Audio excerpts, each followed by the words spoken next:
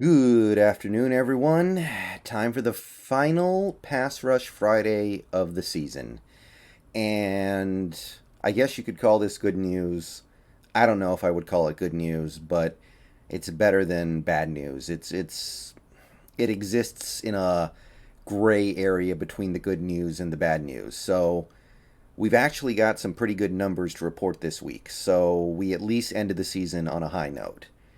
It's definitely too late, but maybe it's something we can build on going into the off season, going into 2022, especially knowing a lot of these guys are going to be back. Maybe it's on the table. I guess we're going to try to be positive about this the best that we can. So, pass rush was solid against the Cardinals. We had 5 sacks and we had a lot of QB pressures. So, let's run it down, and we'll also take the opportunity to look over the season as a whole.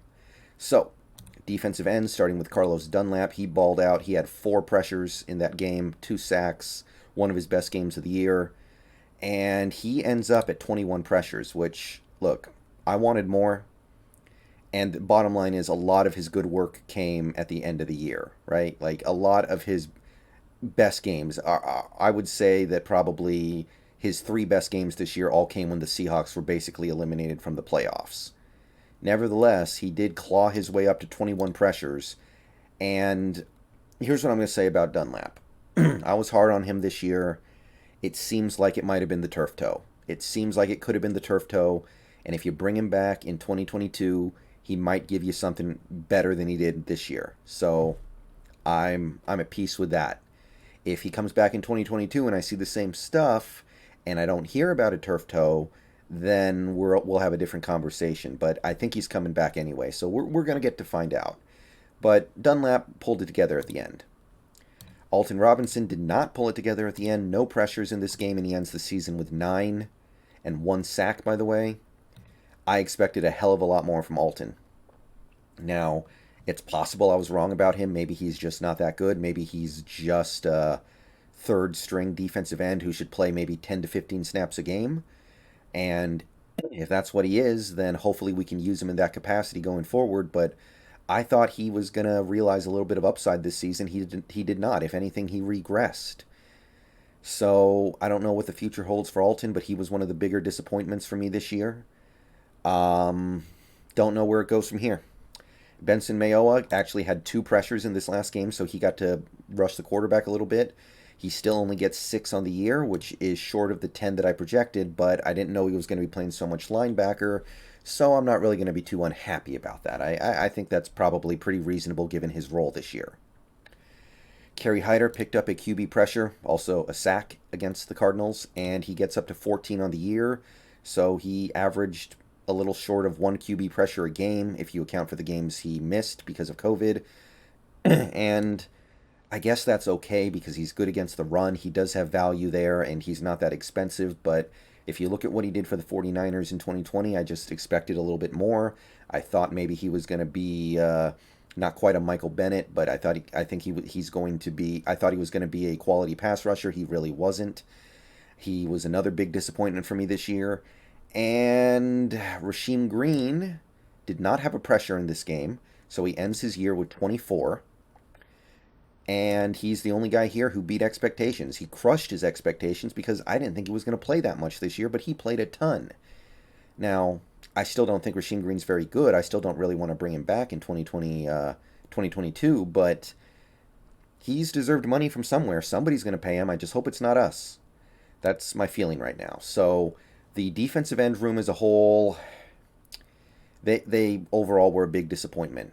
To get this many extra pressures from Rasheem Green and still fall this short of your goal, that's a problem. And the problem definitely started with that positional group of guys just not getting to the quarterback. All right, defensive tackle next up, we got Puna Ford, who finally showed up to the pass rush party. It had been a couple months since he had a big game rushing the QB. He had 4 QB pressures in this game. If he had played like that the whole season, there would be no complaints from anybody about his ability to play 3 tech. However, he needed those 4 pressures just to get up to 15, so he didn't even get to 1 QB pressure a game, and he ends up well short of what I was hoping he was going to get to. If you're going to be a good three tech in this league, I think you need to be generating pressure multiple times a game. I set the bar at 25. That would have been about a pressure and a half a game. Couldn't even get to one pressure a game.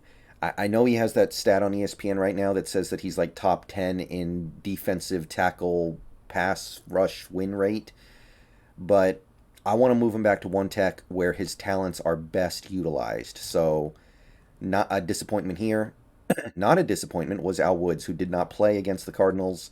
He ended up with 11 QB pressures, and Al Woods is a pure one tech. The fact that he almost had as many QB pressures as Puna Ford is, it'd be funny if it wasn't so tragic, right? But he did everything and then some that I could have asked from Al Woods in rushing the passer. No complaints. He crushed his expectations easily, so good stuff there. And LJ Collier, we're not going to talk about LJ Collier. This is an LJ Collier free zone. He's a disappointment to all Seahawks fans and all people with the first name LJ and the last name Collier. Brian Monet, he splashed in a couple of games this year, but then just kind of disappeared now. Brian Monet is basically a one tech. He's not really a pass rusher, so that's okay. Like, I gave him two QB pressures on the year. He got to four, so he beat expectations as far as I'm concerned. But he's certainly nothing special. And at the end of the day, whether or not he beats his expectations is not really moving the needle for your pass rush. He's okay, but I'm completely indifferent to him coming or staying. And finally, in defensive tackles, we have Robert Kimdichie, who had one QB pressure against the Cardinals, so good for him. He ends up with six. I only expected one this year, by the way, because I didn't think he was going to play. I think overall, Kimdichie played a decent season. He was, for what he was, I guess he was fine. I can't say too much bad about the way he played out there this year. First year back in the NFL, he looked like he belonged. I'll give him some credit for that, but he was certainly nothing special. He played more than I thought he would, I think. And at the end of the day, the defensive tackle room fell a little short of what I was hoping for in 2021, but mostly because we didn't really have a true three tech. I don't consider any of these players to be real three techs. And Al Woods, bless his heart, did the best he could to try to fill the void a little bit by rushing from the one tech, but we got to do better here in 2022. I know that. Okay, linebackers up next. Nothing to report on Bobby Wagner. He didn't play. He ended up doing pretty much exactly what I expected. Interestingly enough, all of the QB pressures he had came early in the season, the first couple months. So he just really wasn't getting home on the blitz, or even not so much even trying to blitz after the first couple months of the year. Kind of interesting. Jordan Brooks did have a QB pressure against the Cardinals to get up to six on the year, which I like.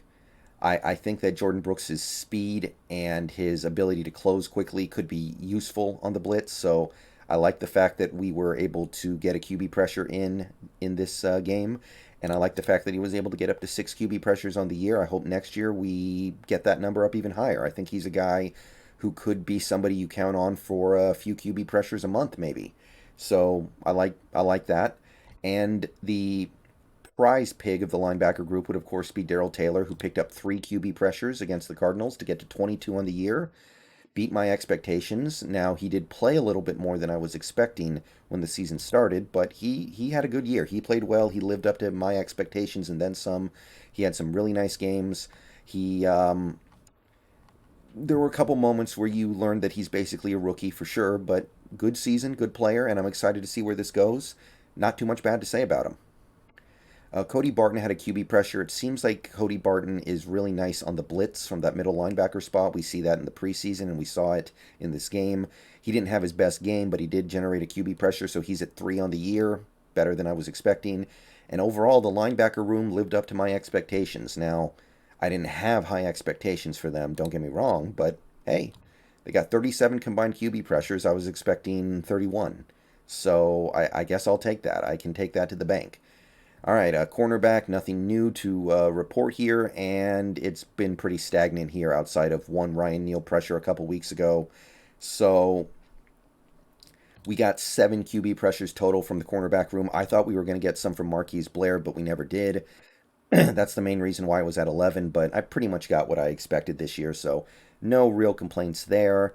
And safety, of course, I mean, the Jamal Adams disappointment was significant. Quandre Diggs, no pressures. Josh Jones didn't have any pressures in that game. I think Nigel Warrior played a little safety, no pressures. So nothing really new to report here. Same old, same old. And the end of season total. Now, first of all, we had 17 in this Cardinals game, 17 QB pressures, pretty damn good. One of the highest totals of the year. If we had done that all year, there would be very little to complain about for this team. I think we might even be a playoff team, even with the injuries. And we ended up with 165 QB pressures. Not even 10 a game, less than 10 pressures a game, when this was an area that you focused on in the offseason. I mean, not the Jamal Adams trade so much because that was done the previous offseason, but you bring in a guy like a Carrie Hyder. You re-sign a guy like a Dunlap. You move Puna Ford to 3-tech because you think he can do it. This was an area that you were trying to really address. Daryl Taylor was basically having his rookie year, and you're not appreciably better than you were the previous year. Probably worse overall. Less than 10 QB pressures a game it's pretty sad. It's pretty sad, and it makes a lot of sense why this defense breaks down in the on third down a lot, why they break down at the end of games a lot. They fell radically short of my expectations despite playing a massive number of snaps. If I knew we were going to play as many snaps as we did on defense this year, I might have said we should be getting like 230 pressures. So it's just bad, and I don't know what the full solution is. Maybe getting Dunlap with no turf toe is part of the solution. Maybe bringing in a more dangerous 5-tech and a 3-tech is the solution. Maybe second year Daryl Taylor is going to be something awesome, and that's going to be part of the solution, but a lot of things went wrong. All right. I'll see you guys later today. Peace out. Go Hawks. Let me know what you think down below. That is the end of the weekly videos keeping track of certain aspects of the Seahawks. See you guys next year.